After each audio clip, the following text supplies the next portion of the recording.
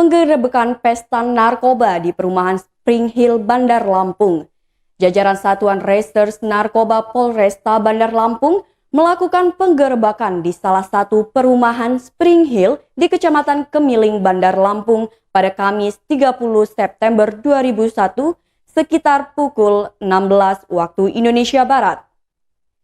Dalam penggerebekan tersebut didapati 5 orang yang tengah pesta narkoba. Adapun identitas 5 pemakai narkoba tersebut yakni Doni Bismat usia 38 tahun, warga Haji Menan Natar, Lampung Selatan, Harizon 39 tahun, warga Jalan Sebesi, Sukarame, Bandar Lampung, Tefta Fernando 32 tahun, warga Sukajawa, Tanjung Karang Barat, Bandar Lampung, Sobri Mustafa 53 tahun, warga Rawa Laut, Enggal, Bandar Lampung, dan Lintar Afrian 23 tahun, warga Tanjung Senang, Bandar Lampung.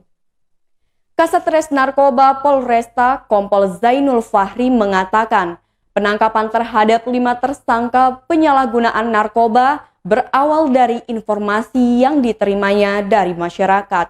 Informasi itu menyebutkan bahwa di lokasi penggerebekan sering dijadikan tempat transaksi narkoba jenis sabu.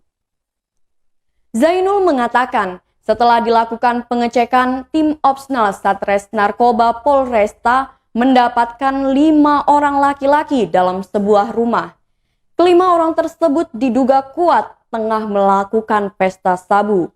Pasalnya, dari tangan tersangka ditemukan sejumlah barang bukti berupa 3 buah pil alprazolam, 6 buah pil esilgan, 2 buah alat hisap, dan 3 plastik klip sisa pakai sabu. Zainul menyatakan saat ini kelima orang tersangka masih menjalani pemeriksaan di Mapolresta Bandar Lampung. Pasalnya, jajaran Satres Narkoba Polresta akan melakukan pengembangan dari keterangan tersangka.